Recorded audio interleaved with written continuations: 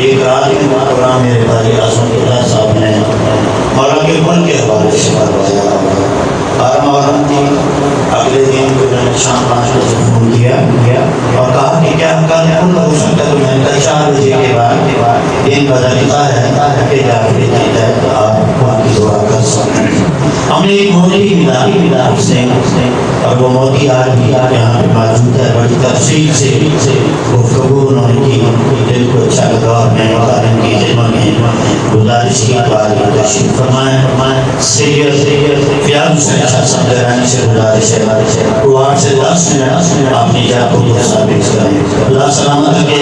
सैयद फ़याज़ हुसैन शाह साहब अपनी मुख्तसर बात शुरू करने से पहले पीर अज़मतुल्लाह साहब का तस्लीम हैदर साहब का ज़ाती तौर पे मशहूर और उसकी वजह ये है कि मैं अक्सर ये देखता हूँ कि आज हमारे खास करके इस मजहबी माहौल में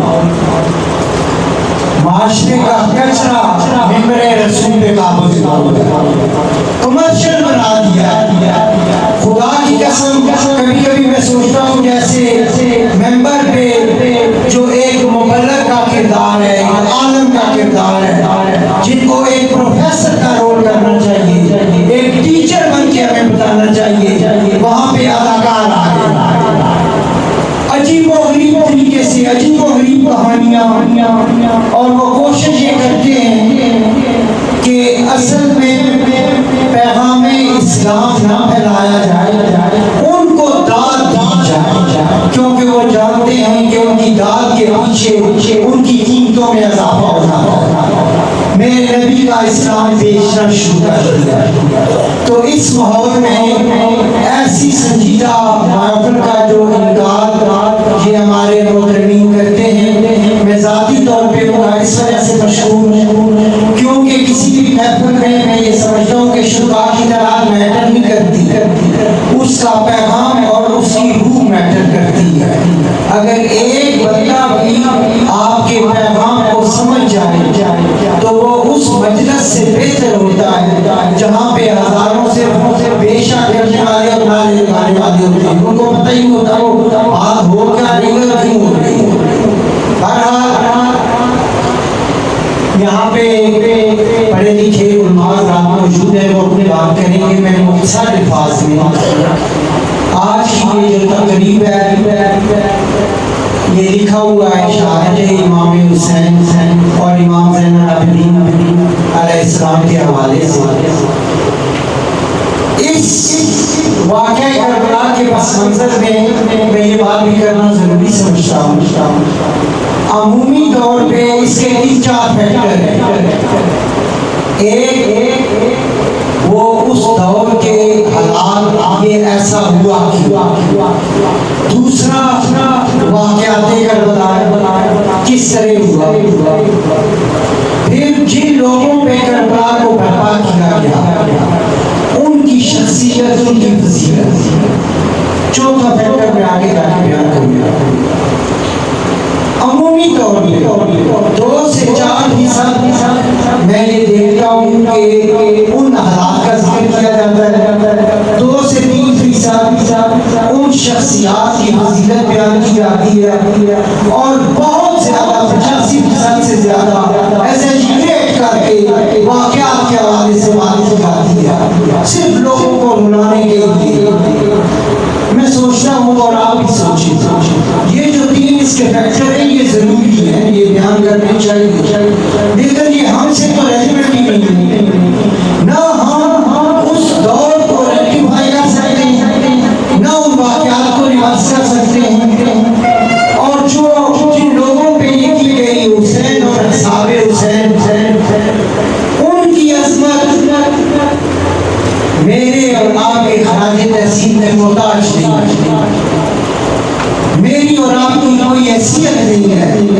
वो आप करें काफ़ी अजीम है, ना करें काफ़ी अजीम है, लेकिन जो उसका चौथा फैक्टर है और वो है पैगाम करबला, मक़सद करबला।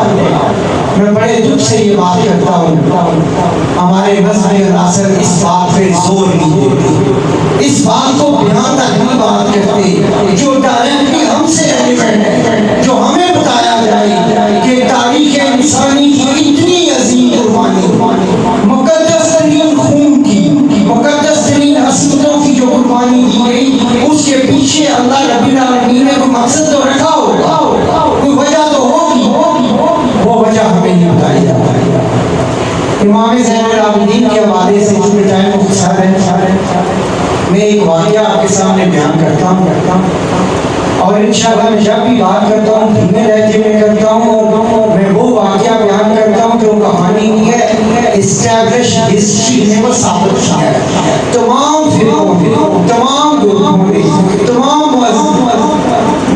मजहबी अनासर ने और मुअर्रिखीन ने स्टोरीज ने उसको बयान किया है। करबला के बाद जब कूफा के हालात बदले और एक शख्स अल-नसारा और हुसैन के नारे के साथ आया, ये वो शख्स था कि जब ये करबला का वाक़या हुआ तो इब्ने ज़ियाद ने इनको गिरफ्तार किया। जब ये खबर पहुंची जिंदान में, इस अजीम शख्स ने अल्लाह से ये दुआ की थी कि या अल्लाह मुझे अपनी जन्नत न देना, लेकिन मुझे इतनी जिंदगी और ताकत देना कि मैं एक दफा ज़हरा के लाल का इनकार नहीं। तो जब मुख्तार सैफी ने शिकंजा कसा और उसने ये ऐलान किया कि जो भी मुजरिमीन करबला है वो किसी भी सूरत में नवासा रसूल के खिलाफ गए, सबको इधर पेश किया जाए, सब पे मुकदमे चलेंगे, सबको साफ। तो जाहिर है जो वहाँ पे मौजूद थे लोगों ने आगे पीछे छुपना शुरू कर दिया, भागना शुरू कर दिया। उनमें से एक शख्स छुपता छुपाता मदीने पहुंचा, मदीना में सो तो उसने किसी से कहा मैं क्या करूं, तो उस शख्स ने कहा कि ये जो टूटे फूटे घरों वाले सैयद है इनके पास चले जाओ, यहाँ से तुम्हें बना मिलेगा। वो शख्स इमाम ज़ैनुल आबिदीन के घर चला, इमाम ने उसका इस्तकबाल किया, बिस्तर दिया, नाश्ता करवाया, डिनर करवाया। सुबह चलते वक्त जो भी दे सकते थे 10 दिए 5 दिए अशरफियत के काम आया। उस शख्स ने इमाम की तरफ देखा और ये कहा कि शायद आपने मुझे पहचाना नहीं। इमाम ज़ैनुल आबिदीन ने कहा कि तुम मुसाफिर हो, इस बात को छोड़ दो, मैंने पहचाना नहीं पहचाना। अब जाहिर है इमाम जैसी इस्तिग़फ़ार बयान तो नहीं कर सकती, तो तुम आए थे मेरे पास, मैंने तुम्हें रोका, अब तुम चले जाओ। उसने कहा कि सरकार मुझे आप बताएं कि आपने मुझे पहचाना है या नहीं। अब कुछ रवायात में आता है कि वो शख्स था जिसने इमाम हुसैन के 18 साल की जवान को बच्ची मारी। कुछ रवायात में आता है कि जिसने इमाम की मासूम बेटी पे तशद्दुद किया था। कुछ में है कि उसने अब्बास इब्न अली के उसके मशकीज़े को तीर मारे थे जिसके सरकार वाले लेके आ रहे थे। बहरहाल ज्यादा जो मैंने पढ़ा या सुना है वो ये है कि जो जनाबे अकबर में जिन लोगों ने हमला किया था, ये भी हमारे ज़ाकिरीन एक मैं कहता हूँ गलत बयान करते हैं कि फलां ने मारा है, वो हाशमी को ये मार सकता था, वो बल्ले का बलवा अटैक करता था, ही इस्लाम है उनमें से था।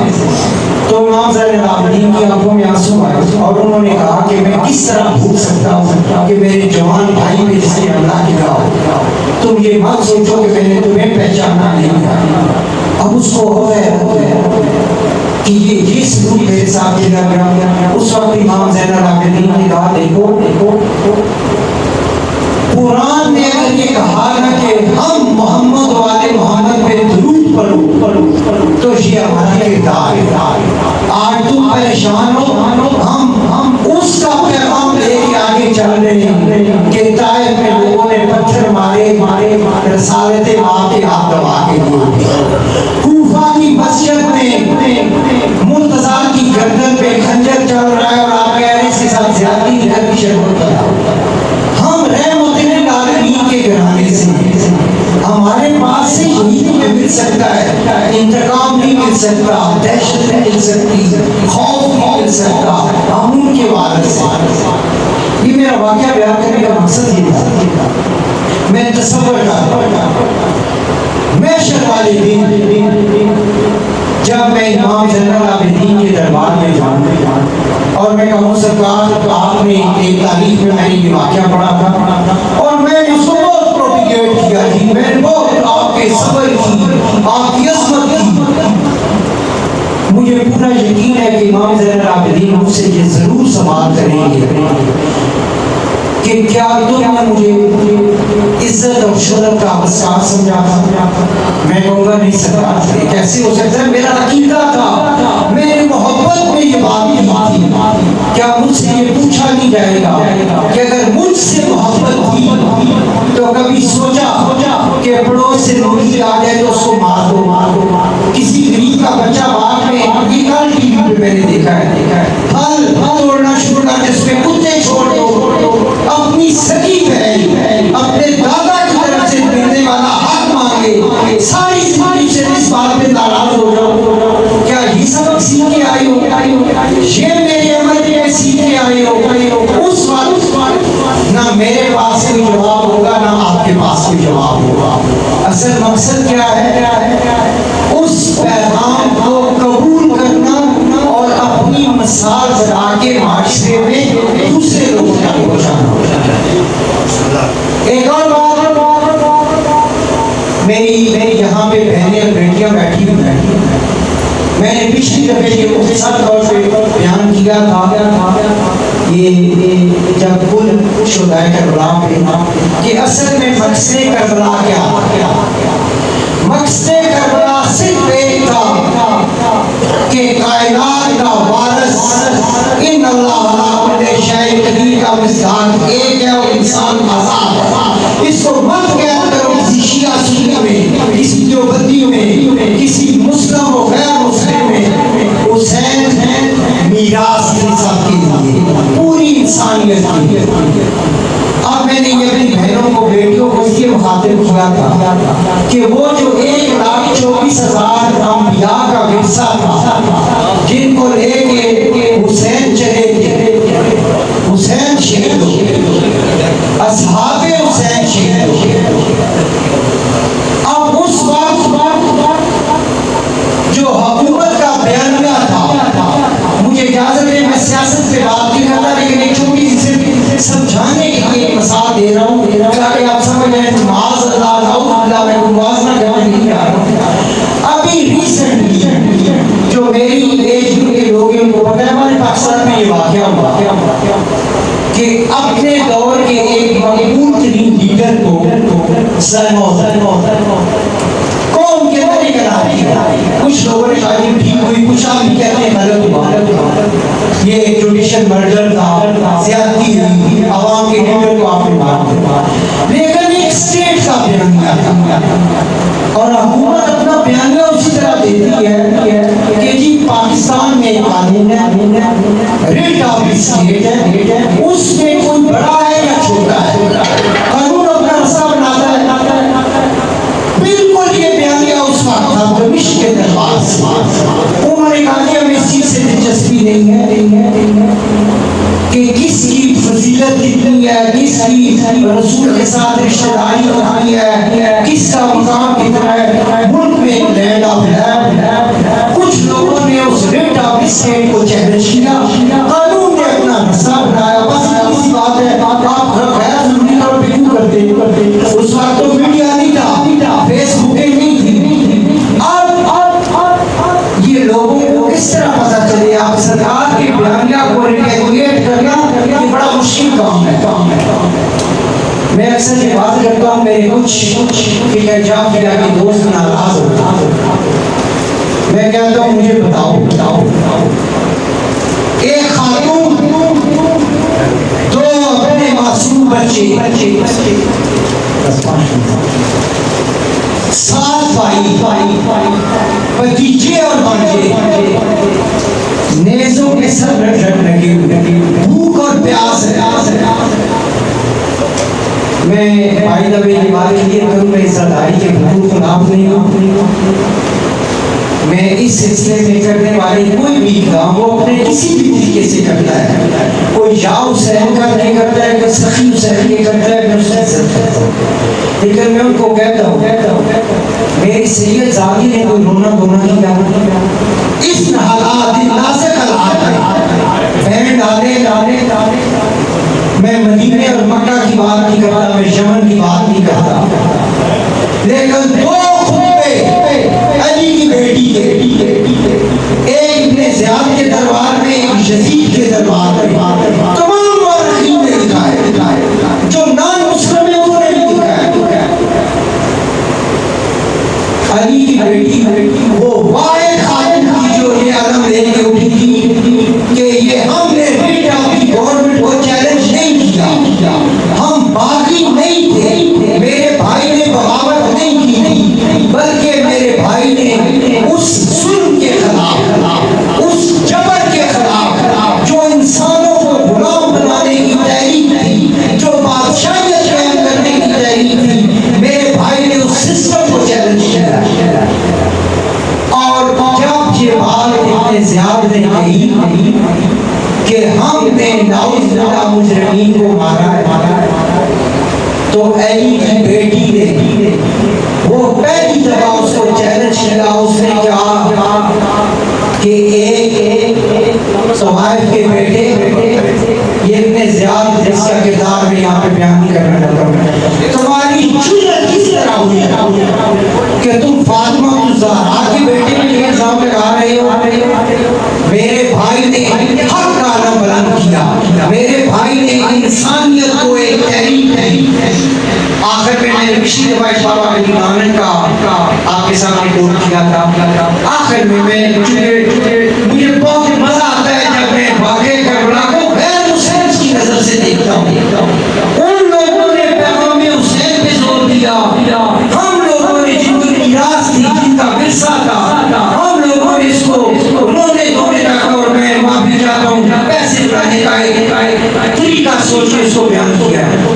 आज मैं आपके सामने आखिरी कोटेशन नेल्सन मंडेला की, उसने अपनी बुक में ये लिखा है कि जब मैं उतर गया इस लंबी जेल से, कैदी कढ़ाई से, तो एक दिन मैंने सोचा कि मंडेला की तुम्हारे बस का काम नहीं, कॉम्प्रोमाइज कर लो, जहाँ पे कहते हैं साइन कर दो रखी हो, कम से कम जान चढ़ा दो। वो ये कहता है मैं ये फैसला करके लेट गया कि अगले हफ्ते जब पेशगी होगी तो मैं अदालत में आके देखूंगा। जब मैं लेट गया तो उन्हीं दिनों यहाँ इमरान में कहीं मस्जिद एजाब में इस किस्म का कोई मामला हुआ, कहीं भगदड़ बची, कहीं कोई हमला हुआ, लेकिन मीडिया ने रिपोर्ट किया। तो मैंने अपनी बीवी से पूछा कि ये कौन लोग, वो जब उसे मिलने आए, अगले दिन वो मुझे कुछ किताब उठा के ले आई और उसने कहा कि ये हमारी मदद करेगी। वो नेल्सन मंडेला कहता है कि झूठ झूठ में वो पढ़ता जाता, मेरी आंखों में आंसू आते जाते और मेरा हौसला बुलंद होता जाता। जब सुबह हुई तो मैंने फैसला